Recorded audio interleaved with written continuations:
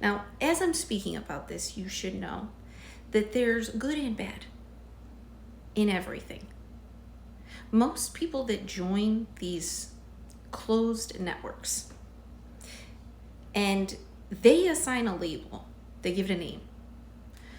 It could be a secret society, it could be a club, it could be a religion, but it's a closed network. They don't have transparency. They create a separation. You could even have this within some corporate organizations. Most people don't join these things knowing that it is going to feed the fear in them.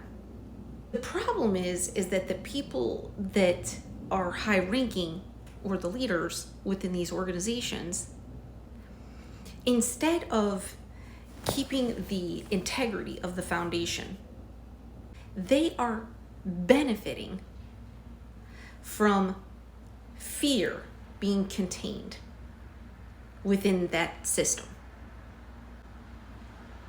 It's just facts. And a lot of people get very worked up. I've mentioned AA before, okay?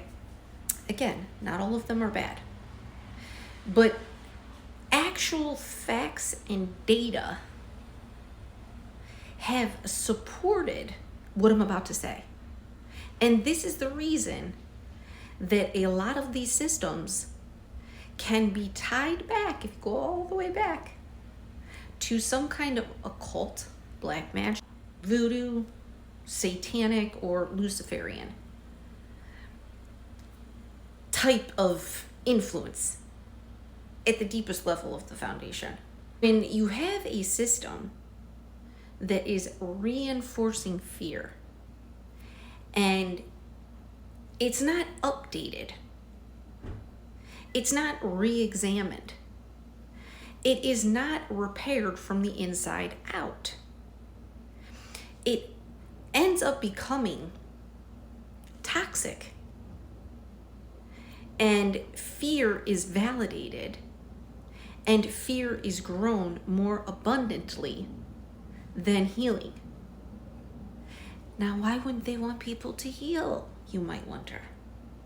Well, if people heal, then they're not going to stay loyal. And that's going to affect the bottom line. They'll get manipulative in their language, or they want to be worshipped. They want to be followed. They want to be seen above whomever it is that they're working with. And so they subtly reinforce a fear program to keep people attached to them. Occult, black magic, voodoo, and I am going to say most here, were never actually magical. They weren't. Very persuasive. They were very charming. Likely very educated too. Excellent salesmen. If they're very likable, they have a sort of logical understanding of empathy and compassion. It's not organic and natural, but they can essentially mimic it very well. People that embody this type of energy have been programmed pretty much since birth to embody. They have been groomed and bred to embody this energy. And it has been reinforced throughout their entire life. So to some degree, someone like myself, a Heyoka, a super empath, we're naturally going to have some level of empathy and compassion. It's impossible for us not to. That's why boundaries are very important. That's why knowing your own energy, and that's why your obedience to God is very important.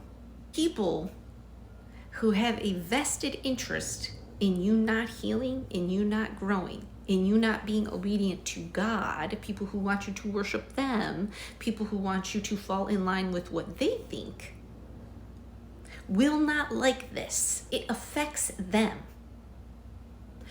And because they're very hedonistic, they're very selfish, likely very superficial.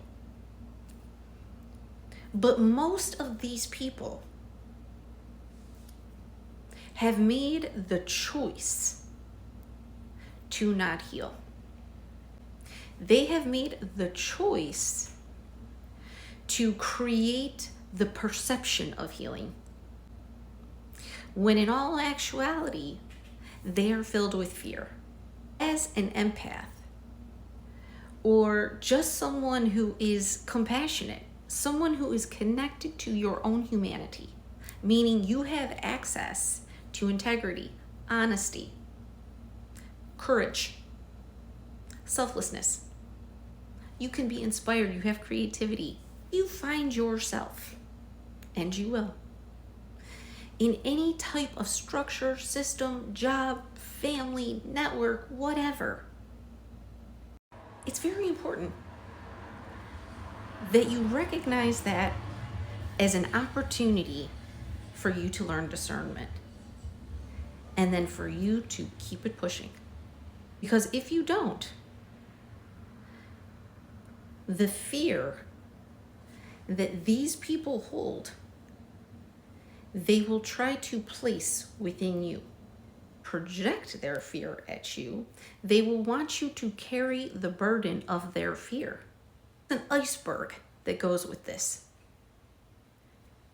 down to a one-to-one connection in a trauma bond, and even further down to the real dark places where predators who are completely separated from their humanity, who have made the choice, because this is a choice, to completely embody the darkness within them and to embrace a very disgusting, very evil intention.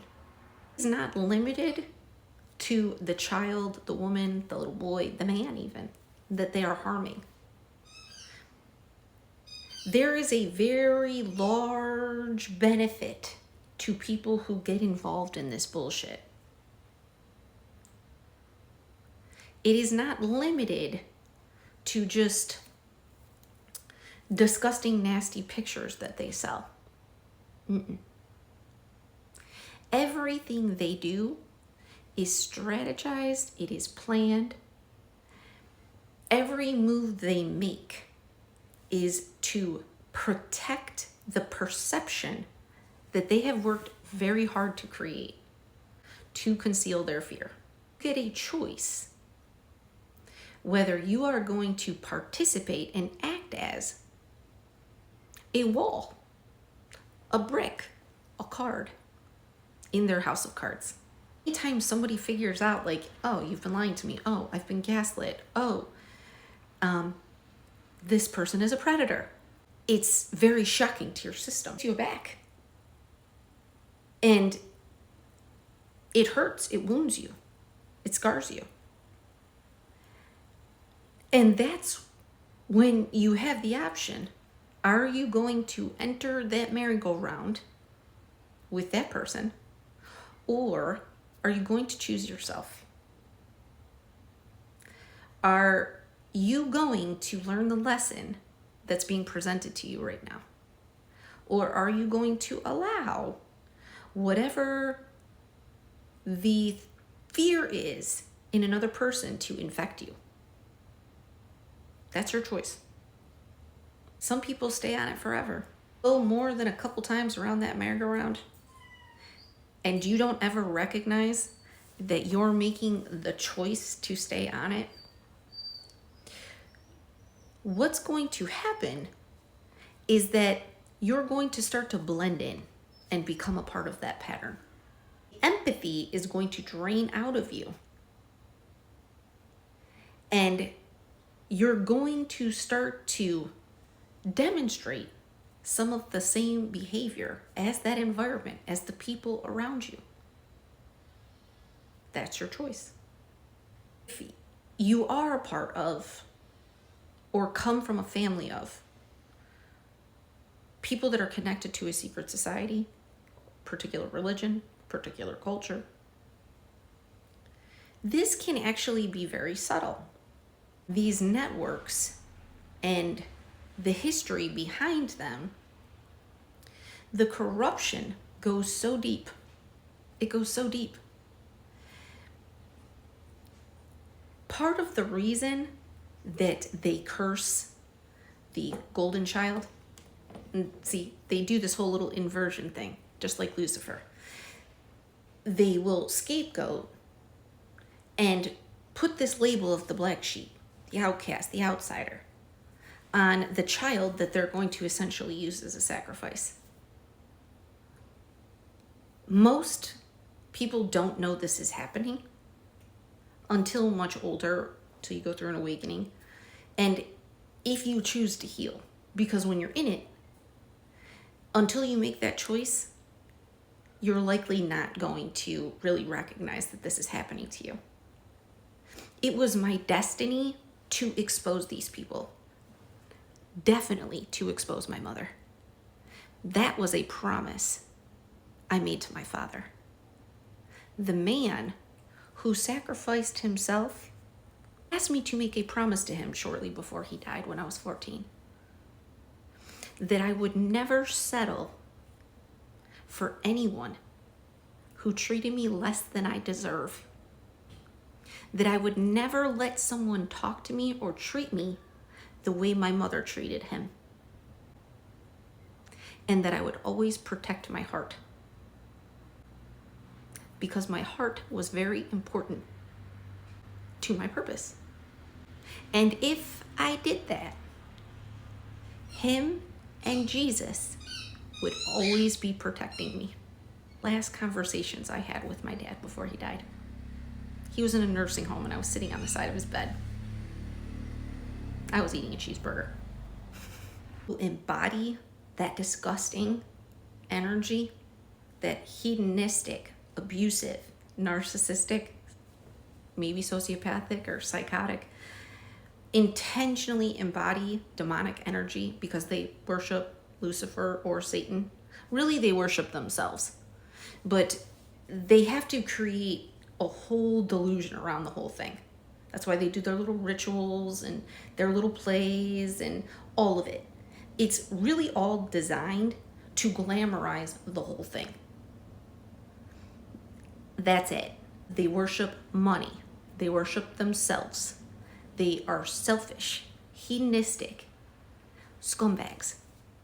They target and outcast or curse or attempt to curse or want to sacrifice the child that doesn't fit in is because that child has a spark of divinity that they don't have access to. Decided to join a network that would allow them to embrace their own fear, like the Freemasons, the Eastern Stars, or whatever secret society they're a part of. And again, there's good and bad. I'm talking about the bad ones. I'm talking about the ones that will sacrifice their own children. Try to force their fear into and onto anyone who appears innocent. They will try to extract the innocence that they don't have access to and replace it with their fear. They call this energy exchange, destiny swapping, karma exchange. They have all kinds of names for it, but really what it is sick-ass, selfish, predatory behavior. We're not glamorizing this shit anymore. Sorry. When you make a choice to take an oath to the Freemasons, they want you to reject Jesus. That's when the programming starts. They abuse children so that they can blackmail them. They can hold them in bondage their entire life. Even if they don't have physical blackmail on them, they have emotional blackmail on them. They wound them before their psyche is even developed intentionally. Men do this to little boys. Fracture their soul from their spirit, intentionally create that dark valley, and then program them with whatever they decide they want to do with that child. Like, this child is their property. That's why my mother is having a very hard time staying in her lane and accepting that I am a human being with my own spirit, my own soul, and my own destiny, for which you don't have a part of. Because these people act from their wounds, they believe everybody else is acting from their wounds. They believe that nobody is kind, that nobody is loving, that nobody is selfless. They truly believe that. I mean, anybody who knows what's happened here can see how far these sick, nasty freaks went to prove something they were never going to prove, because I'm not like you. I'm not abusive. I don't traumatize children. And I don't project onto other people the things that hurt me. I recognize those are lessons, and then I'm grateful for it. Or I recognize the part that I played, the part that I allowed, and then I keep it pushing. It's not my fault you don't learn lessons. Had you learned your lesson, this right here wouldn't be happening, because everything I have done is authored by God, who writes and finishes my story. Damn sure not a Freemason. Damn sure not a man who treated me horrifically. You didn't have the humility or the ability to access any kind of self-awareness, to see that you were hurting yourself with your own actions, to try to control me, which you're still trying to do. You can play these little games within your circle, within your club, your society, your religion, whatever. I don't carry the spirit of judgment. See that other people are other people. They're not me. I don't have a desire to control other people. That's why I heal. That's why I am who I am. That's why I have what I have.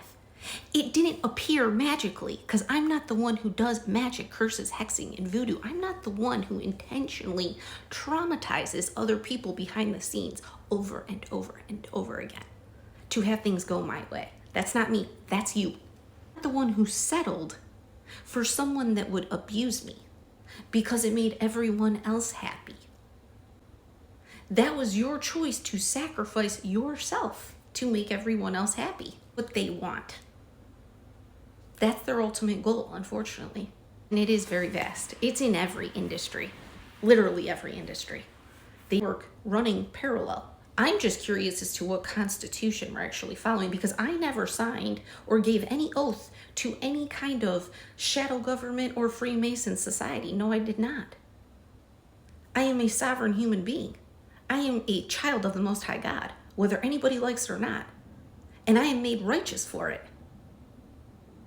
I am in the world. So there are natural laws that I have to follow. And I'm happy to do so. I don't have to tear down anybody else or break anybody else down or judge anybody else. I don't have to. Generally speaking, that's why it's easy for me to align to other people, give other people respect, and meet them where they're at. I don't have to judge them. I can still respect them. Something that apparently is very difficult for this group. I have some empathy for even. I really do. I know the abuse and trauma that I went through. So how could I not have any kind of empathy for people who got the way that they are because they too were abused. But see, here's the difference. I am choosing. I've been choosing my entire life to not live from my fear, my pain, to not allow people who hurt me to determine my future. You would actually try to sacrifice a daughter, an heir, to one of the highest ranks of the Freemasons, the Jester Shriners, when you can't give honor to the only person who defeated the entity that you freaks have been using for a very long time. They don't want to tell you that, but that's the truth. They don't want you to know that their whole plan they've been working on for a really long time went straight down the shitter. They tried to torment me with the devil. They tried to get me in a contract with the devil. You can't put fear in me. My very being rejects fear. My very being will look the devil in the face and say, fuck off.